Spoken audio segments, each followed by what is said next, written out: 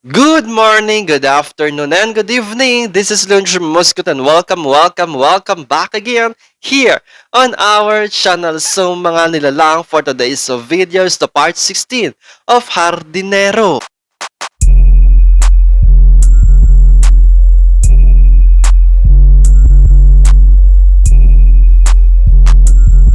So mga nilalang for today's video is the part 16 of Hardinero, and this is the first video that we have for this year 2022. And before we start to watch the part 16, let's make a very quick shout out po doon sa lahat ng nag-comment sa part 15 po last year.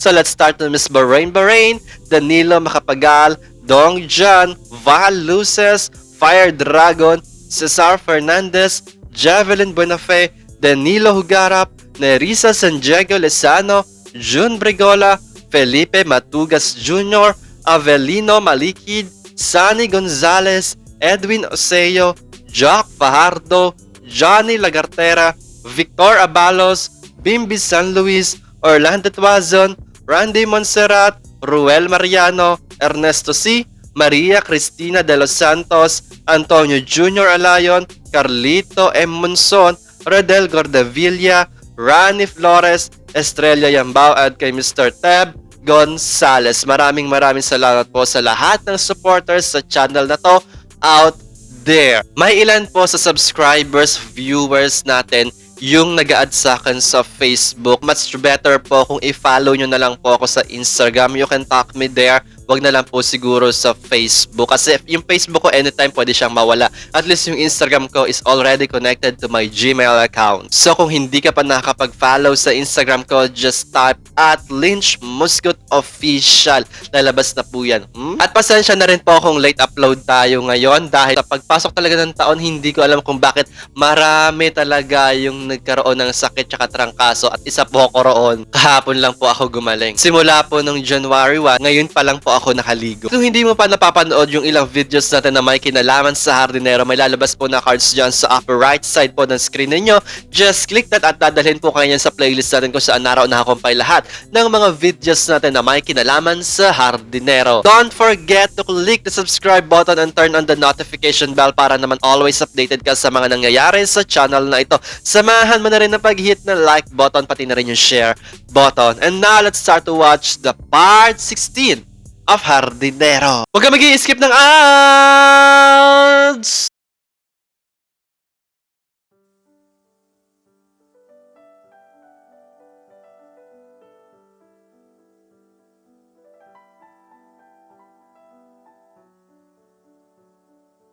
Hardinero, Part 16.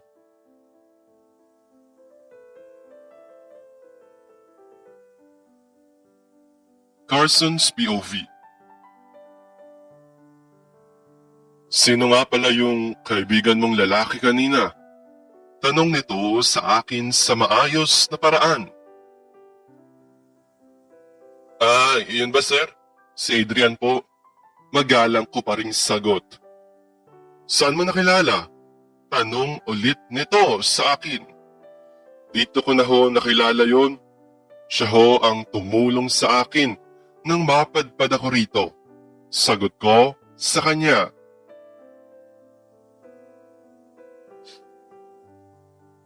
Mapadpad? Paano ka nga ba napadpad dito? Tanong nito na siyang ikinatahimik ko.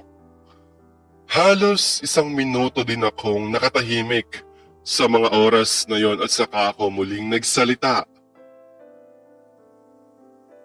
Magpapahinga na ho ako. Paalam ko sa kanya at saka ako tumalikod. Alam kaya niya ang tunay na dahilan mo kung bakit ka nasa ganitong lugar? Na malayo sa syudad. Sabi ulit nito habang nakatalikod ako. Himbis na sagutin ko pa siya ay naglakad na lamang ako patungo sa silid ko para magpahinga.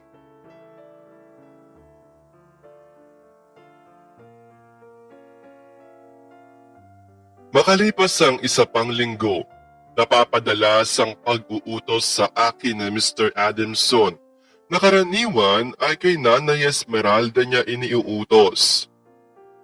Kasabay nun ay ang pagdalas din ng paglalakad namin ni Adrian sa tabing dagat tuwing gabi.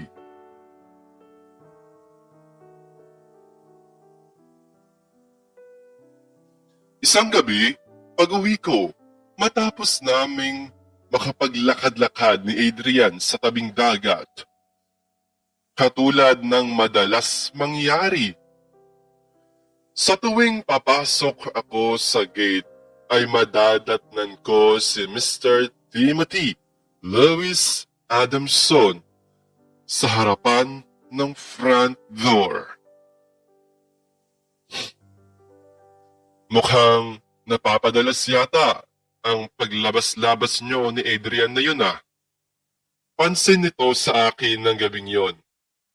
Isang malalim na buntong hininga ang pinakawalan ko at saka ko sumagot. Wala naman ho sigurong masama, sir. Kalmado ko pa ring sagot. Ano ba ang mayroon sa pagitan nyo ng Adrian na yon? Tanong nito sa akin. Bakit ho ba interesado kayo sa aming dalawa? Siguro naman ho, karapatan ko na ho yun. Sagot ko kay Mr. Adamson. Bilang amo mo, karapatan ko din na malaman kung saan ka tutungo at kung sino ang kasama mo. Karapatan ko din na limitahan ka sa oras ng uwi mo lalo na sa gabi.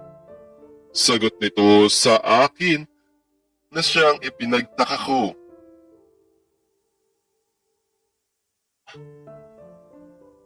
Bakit parang kung umasta ho kayo ay may pakailam kayo sa akin? Samantalang noong nagtatrabaho pa ho ako sa hotel ninyo ay halos ipagkait mo sa akin ang karapatan ko bilang empleyado mo. Sagot ko sa kanya. Karapatan kong malaman kung sino ang mga nakakasama mo dahil amo mo ako. Konsensya ko pa kapag may nangyari sa iyong hindi maganda. Sabi nito sa akin.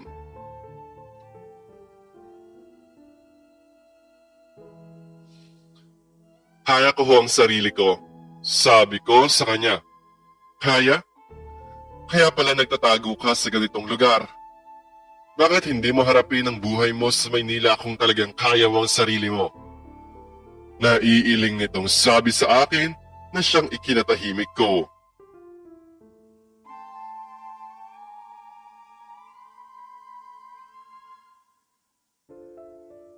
Pagkaraan ng ilang sandali ay tahimik akong tumalikod para pumasok sa loob ng pintuan. Kinakausap kita.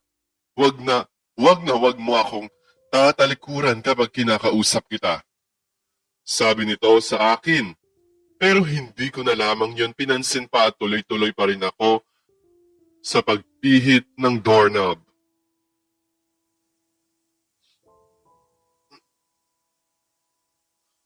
Pero hindi ko pa man nabubuksan ang pinto nang bigla nitong hawakan ng braso ko at sa kanya ako pinihit paharap sa kanya.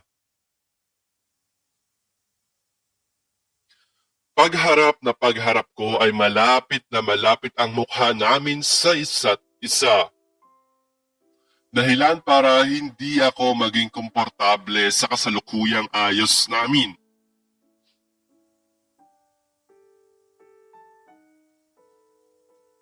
Nasa pamamahay kita ngayon, kaya may karapatan akong gawin ang lahat ng gusto ko sa'yo. Mahinang sabi nito sa akin. Bahagyang nagdikit ang dalawang kilay ko sa mga sandaling yon. Kumilas pa ito muli para naman ilapit ang bibig nito sa tenga ko at saka muling nagsalita sa pabulong na paraan.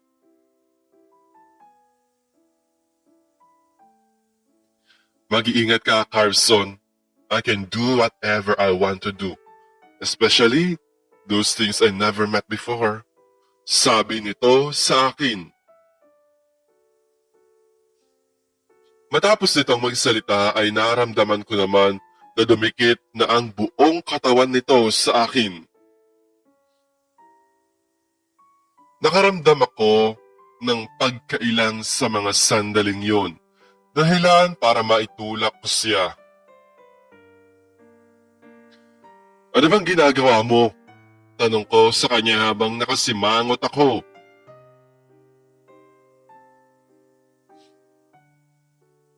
Bakit hindi mo sa akin gawin ang ginagawa niyo ni Adrian na yon? Muli nito sabi sa akin at saka ito muling lumapit sa akin. Sa pagkakataong yun ay idinantay nito ang dalawang kamay niya sa pintuan kung saan ako nakasandal para ikulong ako sa sarili niyang katawan.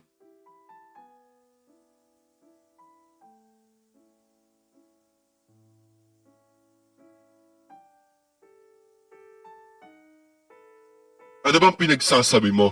Naiinis kong sabi. Huwag ka na magmaang-maangan pa.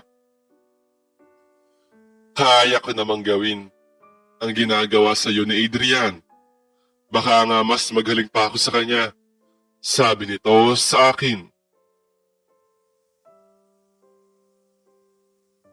Kapag hindi ka pa lumayo sa akin, sisigaw ako dito. Sir, sabi ko sa kanya habang naiiling kong itinutulak siya.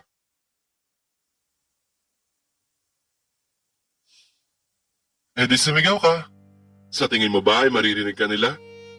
Mahimbing na ang pagkakatulog ng mga yon, kaya walang makakarinig sa'yo. Isang malalim na buntong hininga ang siyang pinakawalan ko at saka ako muling nagsalita.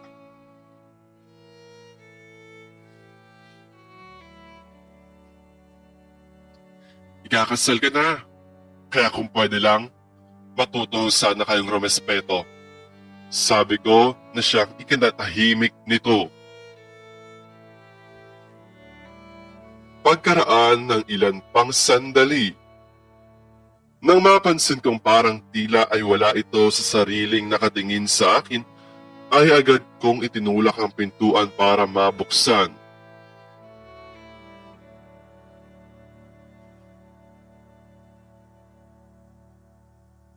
Kinabukasan, pagising ko ay naririnig kong may tumatawag sa pangalan ko na sa tingin ko ay nagmumula sa labas ng bahay.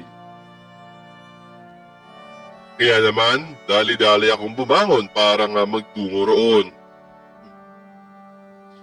Pero paglabas ko sa pintuan ng silid na kinalalagyan ko, ay nakita ko mula sa front door si Mr. Adamson na kasalukuyang pabalik sa loob ng bahay.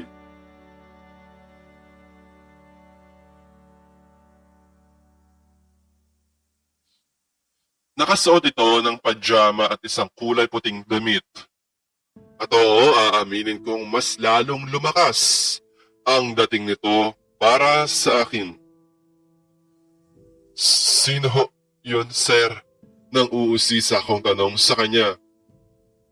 Ang aga naman kung tawagin ka ng Adrian na yon. Siguro naman alam niyang umaga ngayon at may mga kailangan kang tapusin na trabaho. Sabi nito sa akin.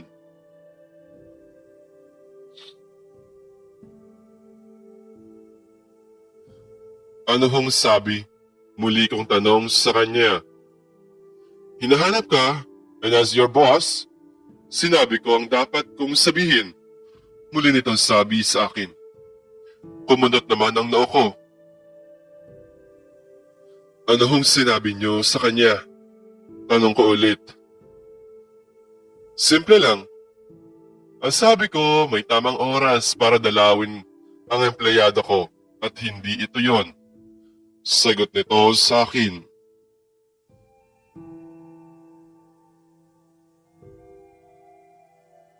Hoho, dikit kilay kong sabi. Tama ang narinig mo. Now, dahil gising ka na din, ipaghanda mo na lamang ako ng almusal. Sabi at utos nito sa akin. Isang malalim na buntong hininga ang pinakawalan ko at saka ako sumagot.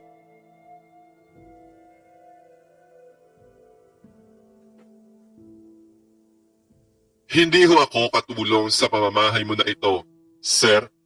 Hardinero po ako o hardinero po ang trabaho ko dito.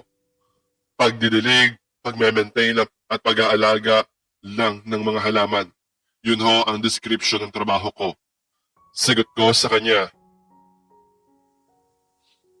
Akwang lalakad na sana ako pabalik sa silid ko nang muli itong magsalita.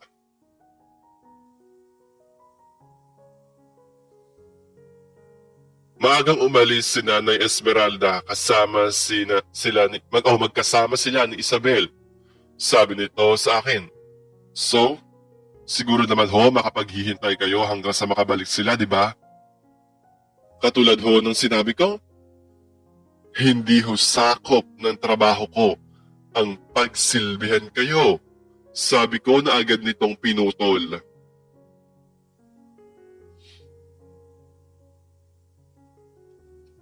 Hindi na sila babalik. At magmula ngayon, tungkulin mo na ang pagsilbihan ako. Lahat ng ipag-uutos ko ay gagawin mo at susundin mo. Sabi nito sa akin na lubos kong ipinagtaka. Nasaan ho si Nanay Esmeralda at Miss Isabel? Sabi ko sa kanya.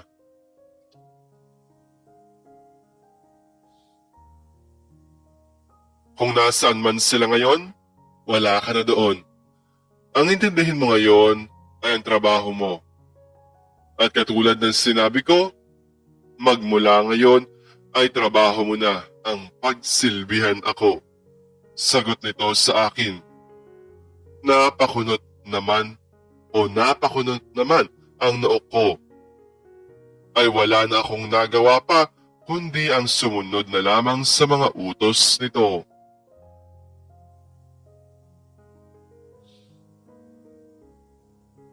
Nang araw na yon ay tahimik lang ako habang iniisip ko kung nasaan si Miss Isabel Alfaro at Nanay Esmeralda.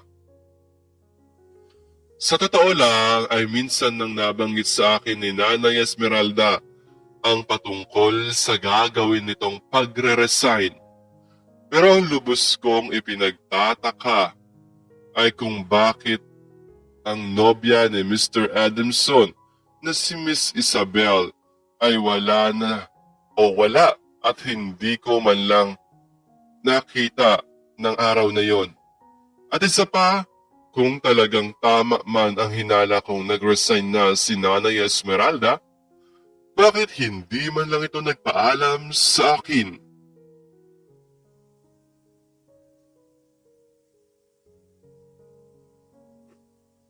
Bandang gabi, naisipan kong magtungo sa tabing dagat. Naupo lang ako sa kulay puting buhangin na nasa tapat ng bahay ng Mr. Adamson na siya namang medyo may kalayuan mula roon.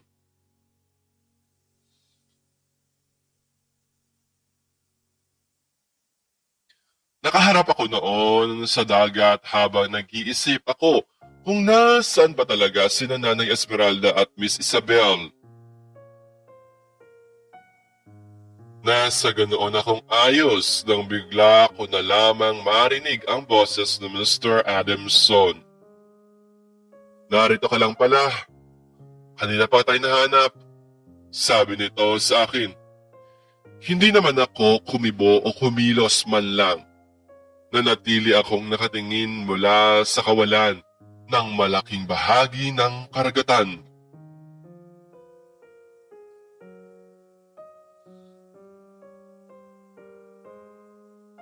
Gabi na, umuwi ka na.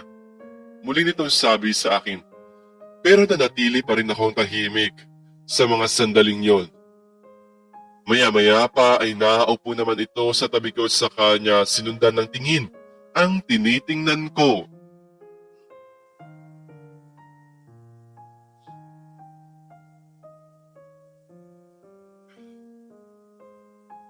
Tumagal ng halos 5 minutong tahimik ang pagitan namin ni Mr. Adamson at saka ito muling nagsalita.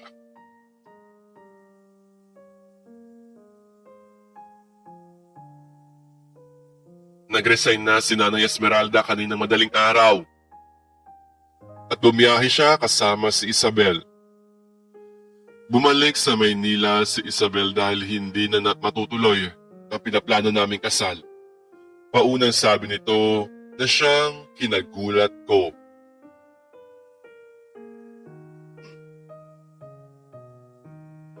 Lumingon ako sa kanya sa nagtatakang paraan. Lumingon din ito sa akin pagkaraan ng ilang sandali ay muli nitong ibinalik ang atensyon niya sa kawalan. Maya-maya pa ay muli itong nagsalita. Ipinahahanap kita dati. Pero katulad ng ginawa mo sa akin noong una, tinakasan mo ako. Sabi nito na agad kong pinutol. Bumabagyo noon nang magpaalam ako sa iyo na kailangan ako ng pamilya ko. Pero mahigpit mo akong pinagbawalan. Tumakas ako mula sa hotel mo ng gabing yun dahil nagkaroon ng demolition sa lugar namin. At isa lang ang bahay namin sa nadamay sa pangyayaring yon. At dahil yon sa malaking proyekto ng isa sa mga Adamson. At dahil sa maliit na halaga ng sweldo ko sa hotel mo, ay naisipan kong humanap ng trabaho sa malayong lugar na katulad nito. Nang gabing magtungo ako rito ay halos manliit ako sa sarili ko dahil bawat poste sa mga madadaanan ko ay may mga poster ng mukha ko na nakapaskil. At pagdating ko sa lugar na to, ay aaminin kong nakaramdam ako ng kapayapaan. Pero hindi ko alam na ikaw din pala ang siyang magiging amo ko rito. Sabi ko sa kanya.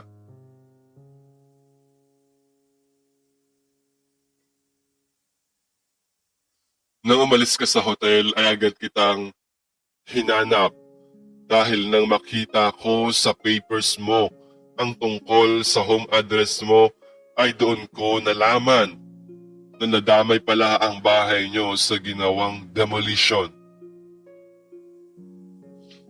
At oo, tama ka. Isang Adamson ang bumili ng malaking lupain na yon. Plano kong patayuan ng hotel building yon. Hindi ko sinasadya na madamay kayo sa pangyayaring yon.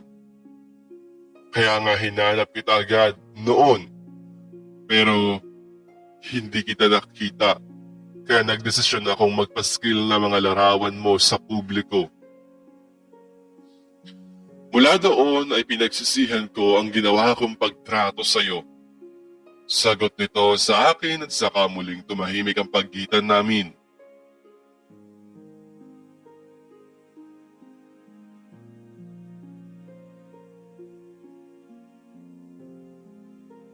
Maya-maya pa ay muli itong nagsalita. About Isabel, hindi na matutuloy ang kasal namin kasi sinira mo. Sabi nito na siyang nagpagulat sa akin. Dahilan para mapalingon ako sa kanya habang nakasimangot. Alam mo Carson, pagod na akong magpanggap sa nararamdaman ko. May pera ako, may stable na negosyo at may maayos na pamumuhay.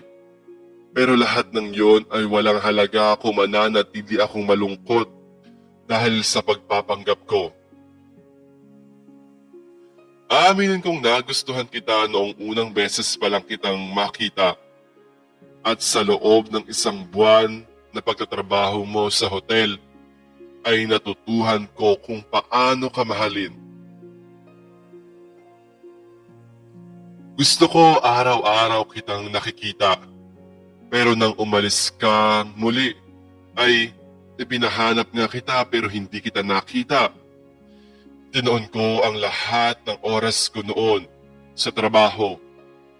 Ang nobya kong si Isabel ang palagi kong kasama. Kaya naman napagdesisyonan namin na bakit hindi na lang kami magpakasal.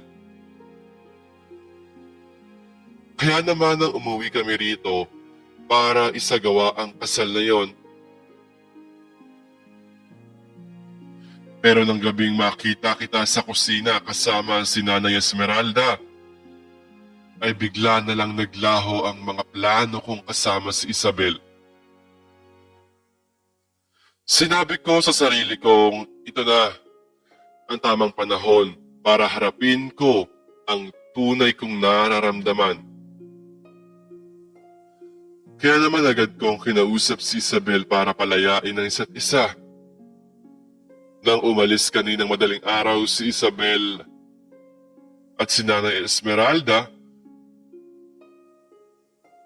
ay sumabay nga si Isabel pabalik sa Maynila. Umurong naman ito palapit sa akin at saka siya umakbay sa akin. Kaya ngayon, ayoko nang lokohin ang sarili ko. Gusto ko nang harapin ang totoong nararamdaman ko. Gusto kong harapin ang buhay ko nang kasama ka. Gusto kong bumuo ng panibagong istorya kasama ka. Sabi nito habang nakatingin siya sa kawalan at habang nakaakbay sa akin.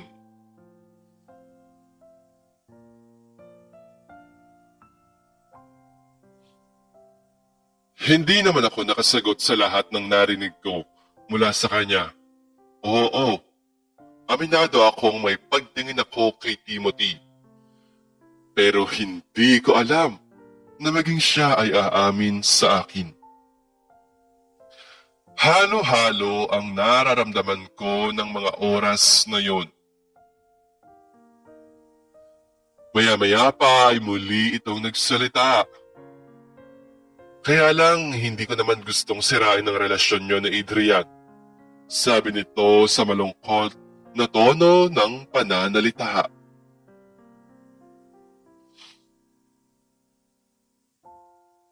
Nagsiselos ka ba kay Adrian? Tanong ko sa kanya. Saglit lang itong sumulyap sa akin at saka ito muling ibinalik. O at saka nito muling ibinalik ang kanyang tingin sa kawalan. Wala kaming relasyon na Adrian. Sadyang mabait lang talaga yung tao sa akin. Katulad ng sinabi ko, siya ang tumulong sa akin nang mapadpad ako sa lugar na ito. Sabi ko kay Timothy.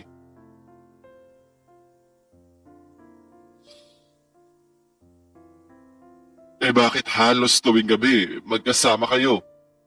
Tanong nito sa akin. Nakasanayan na namin gawin ang bagay na yon. Masarap kasi ang maglakad-lakad sa tabing dagat tuwing gabi. Sabi nito o sabi ko sa kanya. Tumango naman ito at saka muling natahimik. Maya-maya pa ay muli itong nagsalita.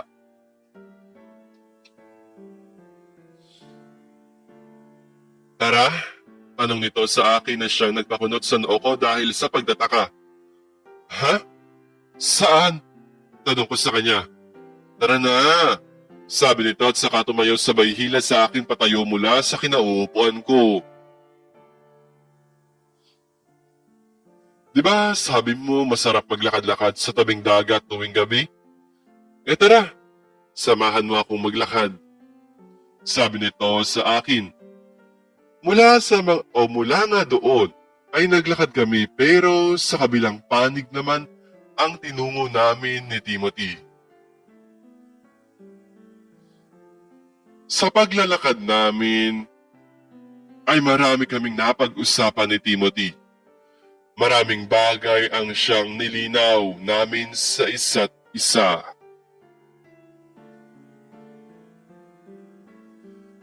Oo, aaminin kong isa yon sa mga memorable na pangyayari. Ang unang beses kong makagaanan ng loob si Timothy. At aminado akong masaya ko sa gabing yon. Pero hindi lahat ng saya ay nananatiling masaya. Hindi lahat ng ngiti ay mananatiling ngiti. At hindi lahat ng tuwa ay mananatiling tuwa.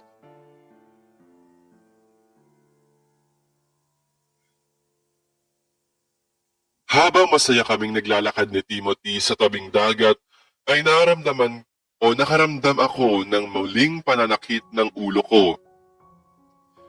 Nilalamig na rin ako sa mga oras na yon.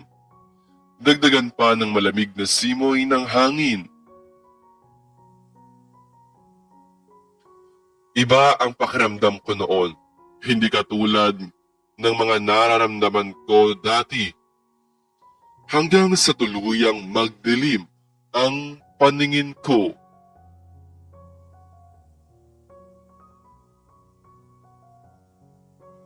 Timothy's POV. Nang gabing yon, habang masaya kaming nag-uusap ni Carson, ay bigla na lang itong tumigil sa paglalakad habang nakahawak sa noo niya na tila ay may iniinda. Ayos ka lang? Tanong ko sa kanya, pero hindi niya ako sinagot. Carson, are you okay?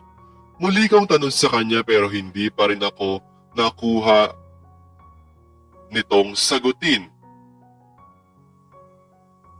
Ilang sandali lang ang lumipas ay tuluyan na itong nawalan ng malay. Kaya naman dali-dali ko siyang binuhat pabalik sa bahay. Pagdating sa bahay ay agad kong kinuha ang susi ng sasakyan ko at saka ako siya isinakay roon. Mabilis ko ring tinungo ang pinakamalapit na ospital. At dahil nasa tabing dagat kami, may kalayuan din ang lokasyon ng hospital mula sa bahay.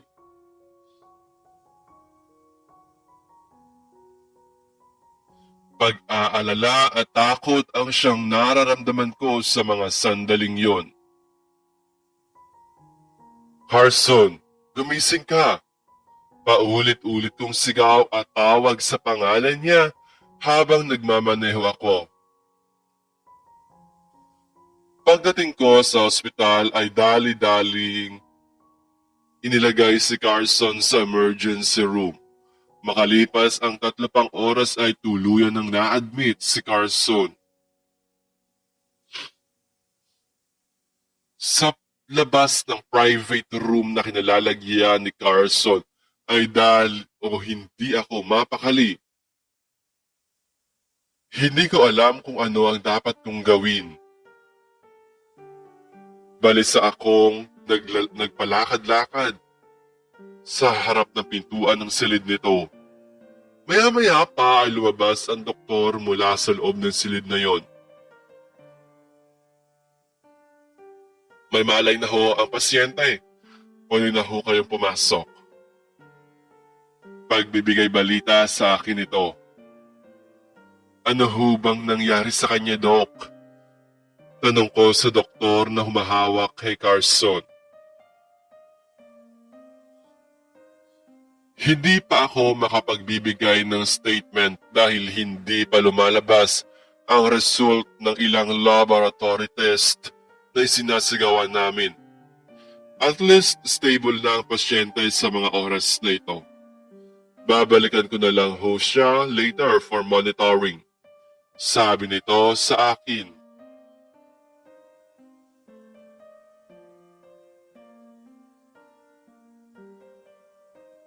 Salamat ho.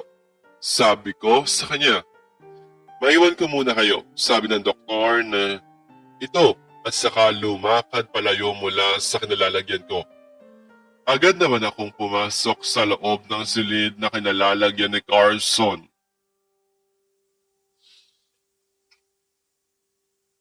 Naabutan ko itong nakatingin sa bintana ng silid na kinalalagyan niya.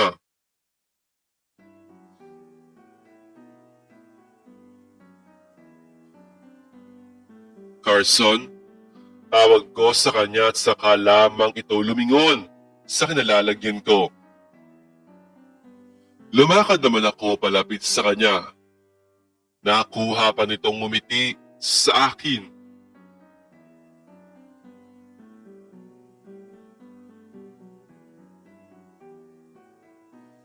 Carson, POV. Ngumiti naman ako nang tawagin ako ni Timothy na siyang nakatayo sa pintuan. Nang makalapit ito sa akin ay agad itong hinawakan ng kamay ko. Kamusta ka na? Tanong nito sa akin. Ayos naman. Salamat nga pala ha.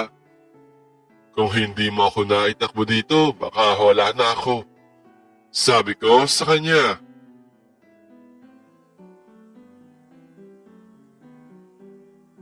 Huwag ka nga magsalita ng ganyan, sabi nito sa akin.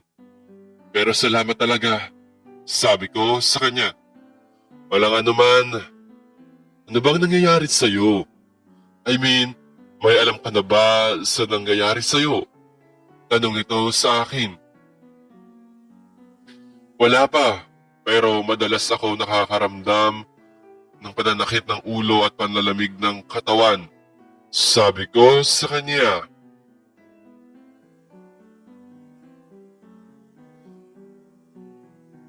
Tila naman ay may napansin ito sa braso at mga binti ko sa mga sandaling yon. Bakit ang dami mong pasa? Tanong nito sa akin. Hindi ko alam. Noong una madalas lumabas ang mga pasa ko pero nitong huli ay hindi na lumilitaw. Sagot ko ulit sa kanya.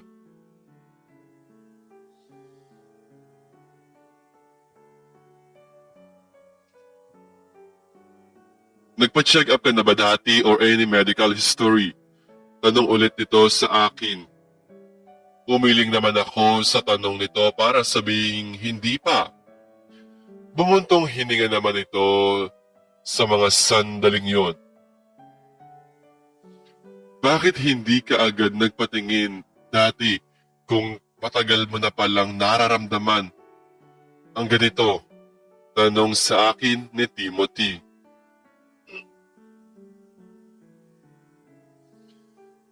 Natatakot ako. Maikli kong sagot sa kanya. Nang mga oras na yon ay hindi ako iniwanan ni Timothy sa private room na kinalalagyan ko. Kinabukasan, pagsikat ng araw ay pumasok mula sa pintuan ang isang doktor. Good morning po, Doc. Bungad na sabi ni Timothy sa doktor. Good morning. Lumabas na ang resulta ng mga laboratory test na isinagawa namin sa pasyente. Sabi ng doktor. Kamusta po ang result, Doc? Tanong ulit ni Timothy. Unfortunately, Mr. Carson has leukemia. Leukemia is a cancer of the body's blood-forming tissues, including the bone marrow and the lymphatic system. Leukemia usually involves the white blood cells. These white blood cells are potent infection fighters. They normally grow and divide in an orderly way, as his body needs them. But in people with leukemia, the bone marrow produces an excessive amount of abnormal white blood cells which don't function properly. Narinig kong paunang sabi ng doktor.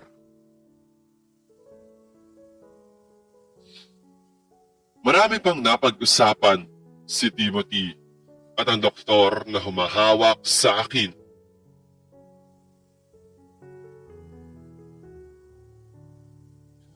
Makalipas ang mahabang minuto ng pag-uusap nila ay muling lumapit sa akin si Timothy. Umiiyak at tila parang problemado. Bakit ka umiiyak? Nakangiti kong tanong sa kanya. Bakit ikaw? Nakuha mo pang ngumiti. Balik na tanong nito sa akin.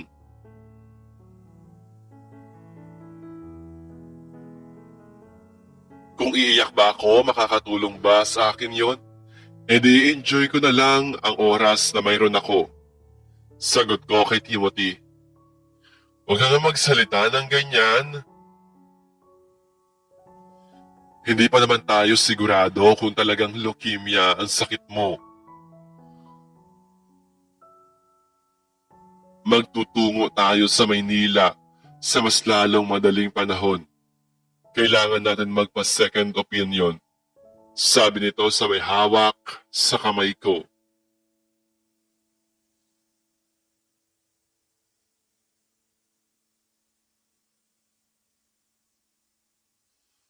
Nakangiting pagtango lang ang naisagot ko sa kanya.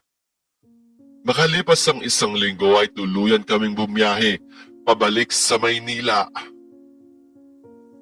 Pagdating namin sa Maynila, ay agad kaming dumiretso sa isang sikat na hospital.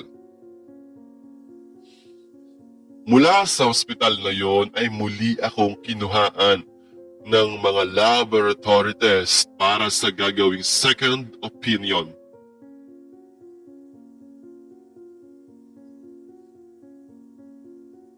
Isang araw magmula nang makabalik kami sa Maynila ay dumating naman sina Mama at James. Nagulat pa ang mga ito nang malaman nilang si Timothy ang siyang nag-aalaga sa akin. Ikinagulat ko pa nang umamin si Timothy kay Mama sa harapan ko. Makalipas ang ilan pang mga oras, matapos lumabas ang mga result ng mga laboratory test na isinagawa sa akin para sa second opinion, ay kumpirmadong mayroon akong leukemia. Isang sakit na kahit kailan ay hindi ko akalain na magkakaroon ako.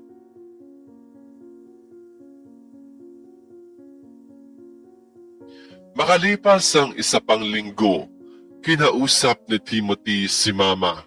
Kung papayagan niyo po ako, dadalhin ko po sa China si Carson para doon makapagpagamot. Mas marami ho kasing magagaling na doktor doon ang siyang makagagamot sa sakit na mayroon si Carson. Wag ho kayong mag-alala. Hindi ko ho pababayaan si Carson. Ako na rin ho ang bahala sa lahat ng magiging gastusin sa pagpapagaling niya. Narinig kong sabi ni Mama o sabi ni Timothy kay Mama.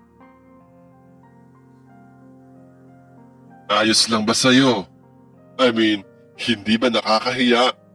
Sagot ni Mama kay Timothy. Buhay ho ni Carson ang hataya ngayon, kaya wag niyo muna ho sanang isipin yung hiya. Ipagpapasalamat ko pa ho kung hahayaan niyo po akong gawin ang bagay na to para naman makabawi kay Carson, sabi ulit ni Timothy.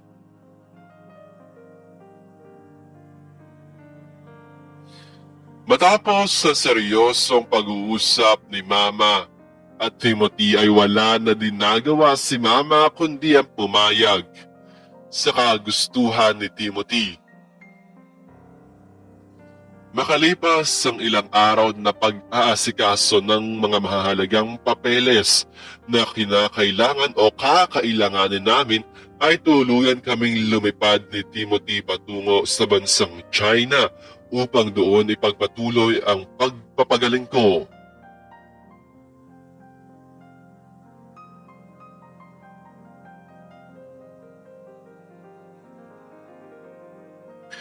Alam nyo, ibang-iba ang Timothy Louis Adamson na nakaharap ko ngayon. Ang layo-layo niya na sa dating Timothy. Masasabi kong mas lumabas ang totoong Timothy Adamson ngayon.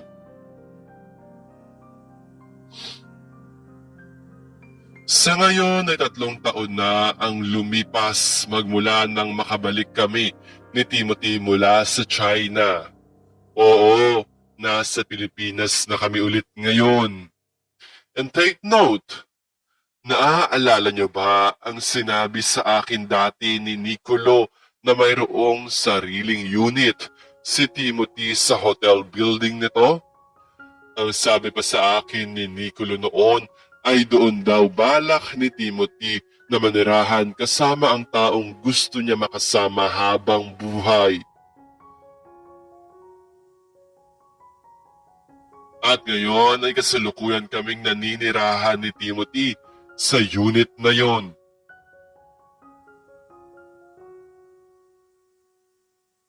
Sa nakalipas na 3 taon ay marami ang nangyari sa akin at marami rin akong natutunan sa buhay ko.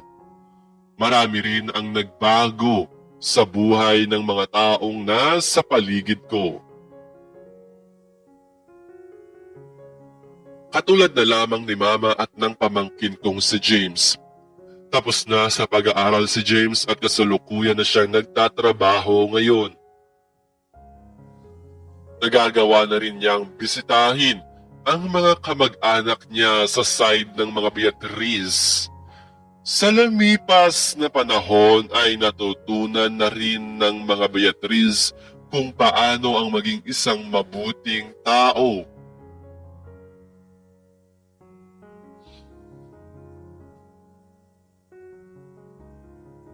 Si Mama naman ay may sarili ng business ngayon. Ang dati nitong sari-sari store ay isa ng maliit na grocery store. Ang mga taong nakilala, nakasama at naging katrabaho ko naman sa hotel ay nananatili pa rin sa hotel. Si Nanay Esmeralda naman ay tuluyan na kaming nawala ng komunikasyon sa kanya matapos ang isinagawa nitong pagre-resign. Si Isabel Alfaro naman ay kasal na sa isang foreigner. At ang pogi si Timothy Lewis Adamson naman ay patuloy na pinamamahalaan ang hotel nito. Malapit na rin matapos ang isa pang project o isa pang hotel building na project nito.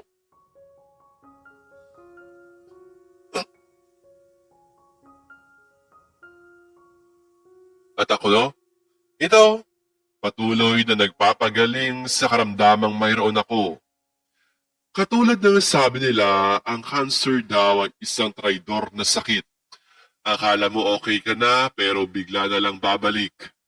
Sa totoo lang ay binigyan ako ng doktor ng 5 taon na taning. Pero sabi nila, hindi naman Diyos ang mga doktor para malaman nila kung hanggang kailan ako mabubuhay. O kung hanggang kailan mabubuhay ang mga taong may karamdaman tulad ko. Basta ako, i-enjoy ko na lang ang natitirang oras na mayroon ako. Kung sakaling magkatotoo ang sinabi ng doktor, ayos lang. At least pinagsisihan ko na ang nagawa ko kay Timothy noon. At kung sakali mang malagpasan ko ang 5 taon na taning na sinabi ng doktor sa akin, di salamat. At least magkakaroon pa ako ng mahabang oras na makakasama ang mga mahal ko sa buhay ko.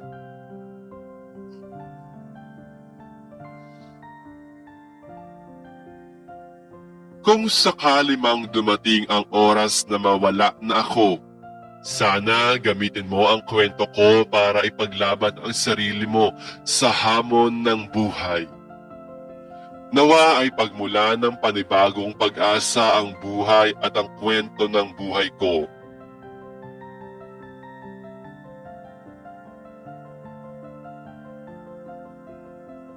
Sa mga taong patuloy na lumalaban sa karamdamang mayroon ako. Laban lang, dahil walang imposible kapag Diyos na ang siyang kumilos.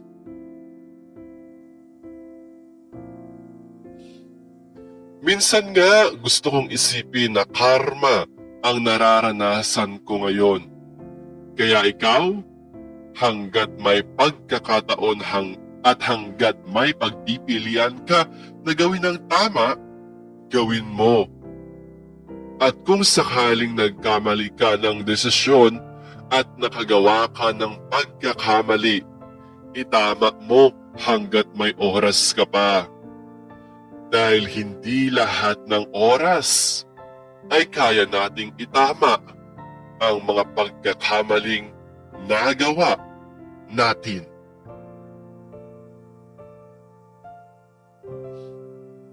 Timothy's POV. Ang pagmamahal ay hindi isang pagkakamali. Nagmahal tayo kasi yun yung nararamdaman natin. Nagmahal tayo kasi mas pinili nating magmahal. Ang masasabi ko na lang sa huling bahagi ng kwento namin ni Carson ay gagantihan ko na lamang si Carson sa pamamagitan ng pagmamahal na nararamdaman ko. Sa lahat ng sumubaybay sa kwento namin ni Carson, ay isa lang ang maipapangako ko sa inyo.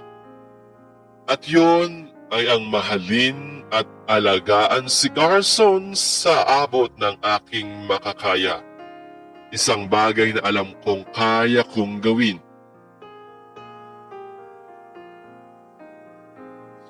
Sa ngayon ay hanggang dito na lamang. Dito na namin puputulin ni Carson ang pagbabahagi ng kwento namin.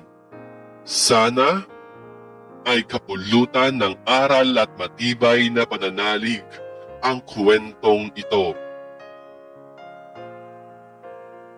Ako si Timothy kasama si Carson. Nagpapasalamat ako sa pagbibigay mo ng atensyon para pakinggan ang pagbabahagi namin ng istorya namin.